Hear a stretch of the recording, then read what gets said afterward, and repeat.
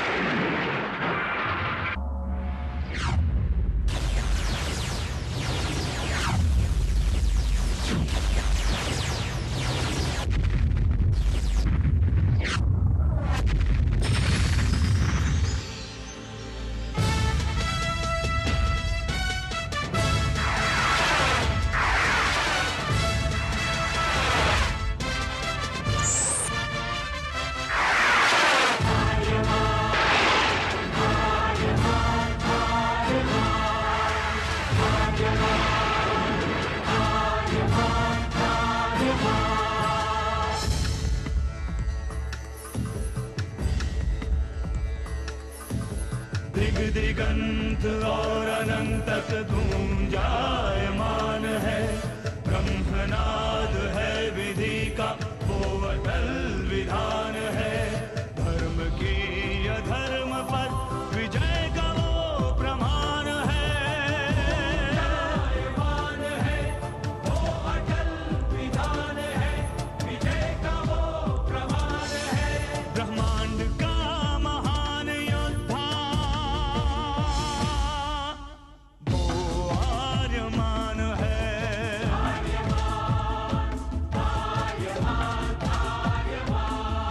ब्रह्मांड का महान योद्धा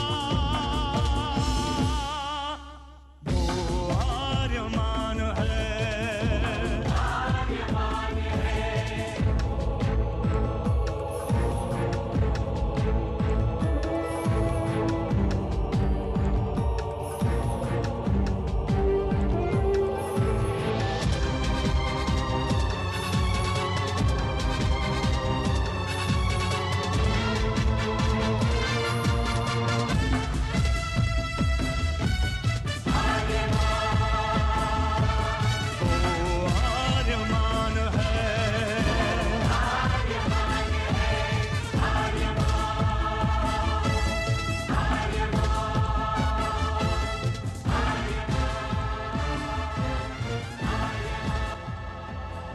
अनंत असीम ब्रह्मांड, अद्भुत, विशाल, विराट, जहां असंख्य आकाश गंगाएं प्रतिक्षण बनती रहती हैं, मिटती रहती हैं।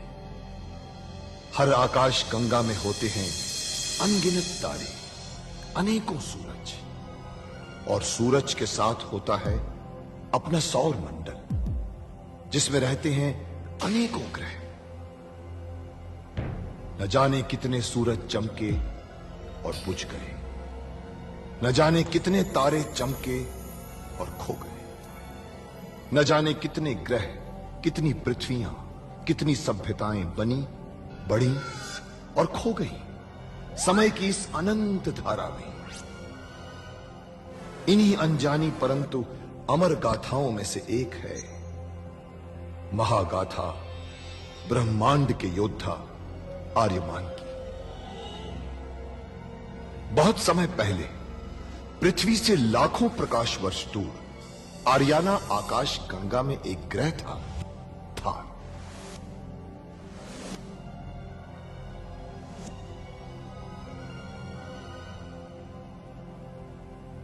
थार एक रेगिस्तान था, पानी की बूंद नहीं थी, फिर भी पूरे ब्रह्मांड के लिए मूल्यवान था थार, क्योंकि थार में थी ऐसी खाने जहां से दुर्लभ जीवनदायी पदार्थ निकलता था, जिसे थारस कहते थे। यह किसी भी ग्रह की जहरीली से जहरीली हवा को भी रासायनिक प्रक्रिया से प्राणवायु बना देता था, जीने के लायक बना देता था। कहावत थी, थारस जिसके वश में, पूरी आकाश गंगा उसके वश में। आर्याना आकाश गंगा की संरक्षक संस्था ओमियान के नियमों के अनुसार थारस को कोई भी व्यक्ति अपने वश में नहीं कर सकता था। यहां तक कि थार ग्रह का राजा जारांत भी नहीं। राजा होते हुए भी जारांत अपना राज्य गणतंत्र प्रणाली से चलाता था। खानों से निकलने वाले थारस का 25% भाग ही थार ग्रह के हिस्से में आता था। बाकी का हिस्सा ओसेक अंतरिक्ष संगठन में चला जाता था। ओसेक आर्याना आकाश गंगा के व्यापारियों का संगठन था और जिसका संचालन अंतरिक्ष में बनाए गए एक कृत्रिम ग्रह ओसेक से होता था। मगर ओसेक संगठन में कई व्यापारी ऐसे भी थे जो अति महत्वाकांक्षी थे, जो पूरे ब्रह्मांड में अपना आधिपत्य स्थापित करना चाहते थे। परंतु जब तक ओमियान था तब तक कोई कुछ नहीं कर सकता था। ओमियान अंतरिक्ष के लोगों की संरक्षक संस्था थी, जो अंतरिक्ष के निवासियों के हितों का पूरा ध्यान रखती थी और अपनी शांति सेना के द्वारा संपूर्ण ब्रह्मांड में शांति और व्यवस्था बनाए रखती थी। इसी ओमियान संस्था का अध्यक्ष था महान होशिंग। होशिंग जिस ग्रह पर रहता था उस ग्रह का नाम था गुरुक्षेत्र, जहां आज छिड़ी हुई है एक महाजंग।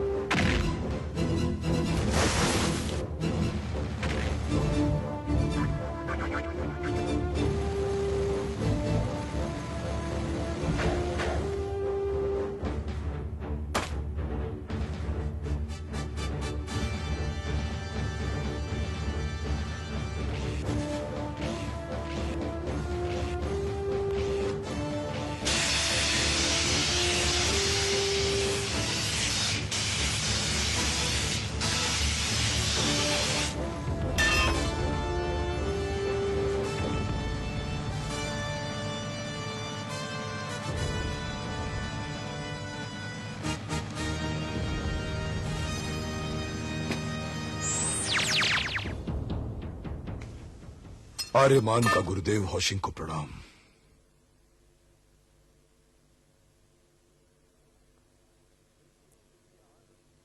एक गुरु के लिए आनंद नहीं इससे बड़ा जब उसी का शिष्य उसे परास्त कर दे।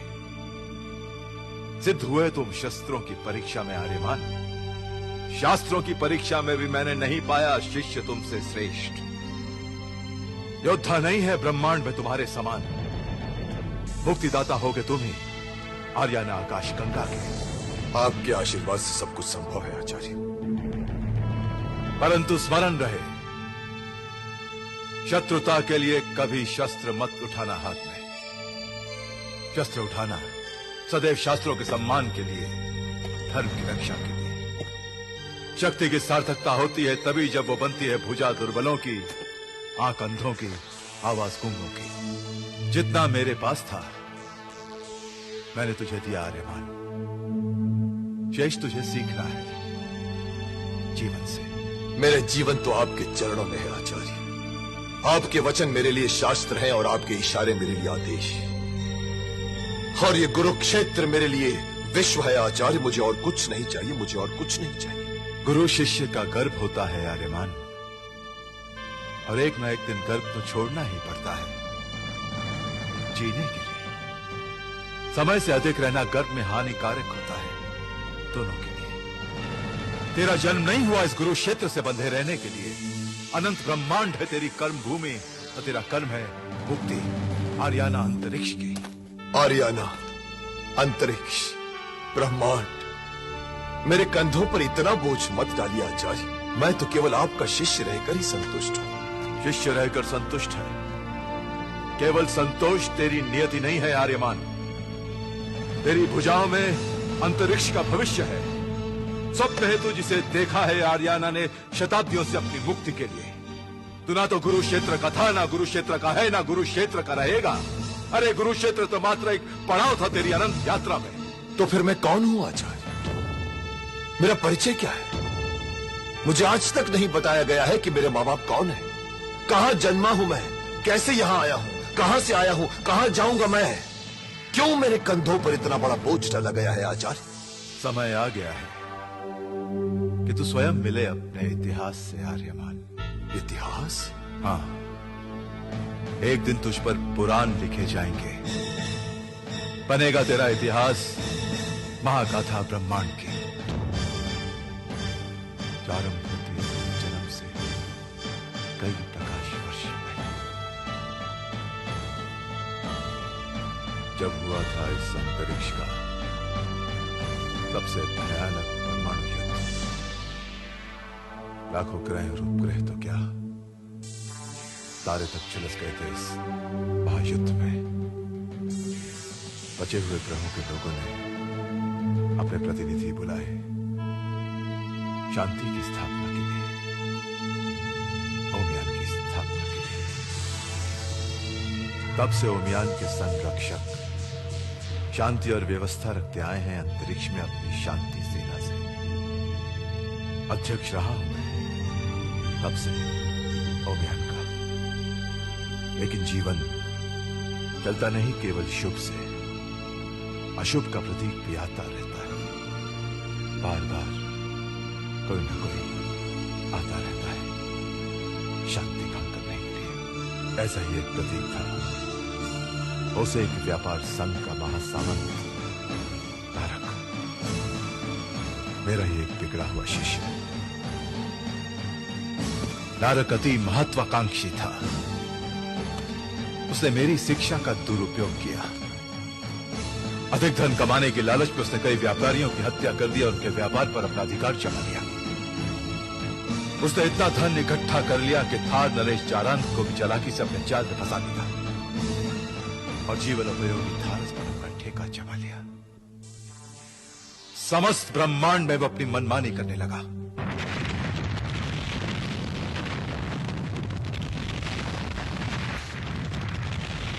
ये क्या किया महासामंत नारक? जरा सी बात के लिए आपने पूरा ग्रह उड़ा दिया।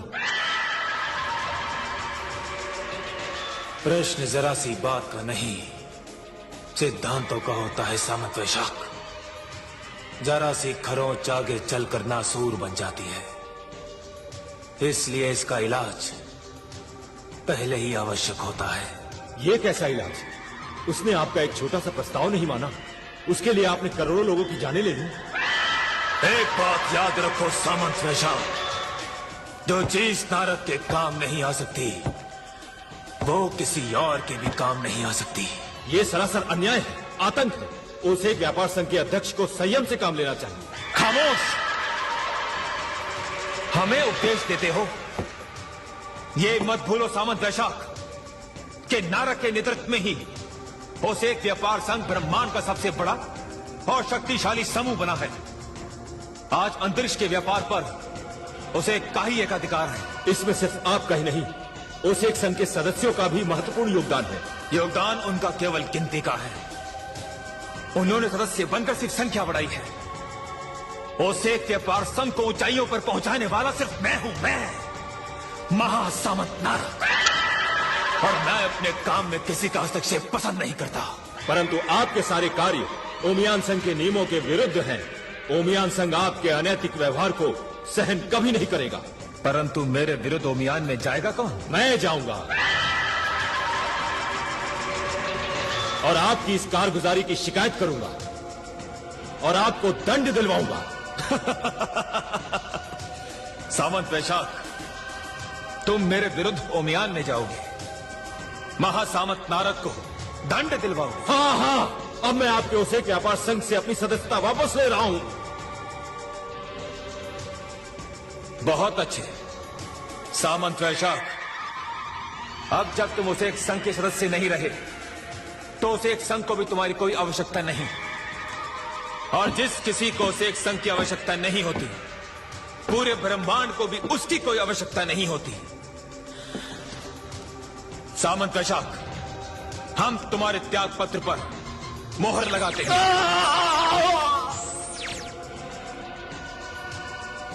नारद की महत्वाकांक्षा ब्रह्मांड से भी बड़ी है, तो उसके सामने यह हरियाणा आकाश गंगा का चीज है। जो हमारी महत्वाकांक्षा के विरोध में सर उठाएगा, वो सर इसी प्रकार कुचल दिया जाएगा। हरियाणा तो नारद के विजय अभियान का प्रथम चरण है। उस पर अधिकार करने के लिए पहले हमें थार ग्रह के महाराज जारांत के थारस पर पूरा अधिकार प्राप्त करना होगा, और उसके बाद उसे एक व्यापार संघ के अंतरिक्ष यान ब्रह्मांड की दूसरी आकाश गंगाओं की यात्रा करेंगे, उन पर विजय प्राप्त करेंगे। ओसेक को ब्रह्मांड के कोने कोने में पहुंचाने का सपना देखा है महासामंत नारद ने। अगर कोई हमारी महत्वाकांक्षा के विरोध में खड़ा होने की कोशिश करेगा तो उसे नारद से भी बड़ा सपना देखना चाहिए, और उसके पास नारद से भी ज्यादा खतरनाक दिमाग होना चाहिए। प्रणाम महासामंत नारद। जाबू नरेश शोर ने क्या उत्तर दिया दूत? जी ये अटक अटक कर क्या बोल रहे हैं? साफ साफ क्यों नहीं बोलते? जाबू ग्रह के राजा शोर ने अपनी पुत्री के साथ आपके विवाह प्रस्ताव को अस्वीकार कर दिया है। क्या? और तुम बुजदिलों की तरह वापस आ गए। आगे मुझे कदम बढ़ाने की आपकी आज्ञा नहीं थी महासामंत नारद। मूर्ख, ऐसे मामलों में नारद की आज्ञा की आवश्यकता नहीं होती। उस बुड्ढे की इतनी हिम्मत कि हमारे प्रस्ताव को ठुकरा दे। दूत जी, जाबू ग्रह पर आक्रमण की तैयारी करो। क्या करने का निशान हमारे अंतरिक्ष की चीज शायद तभी बुलाई थी मैंने आपातकालीन महासभा ओमियान की।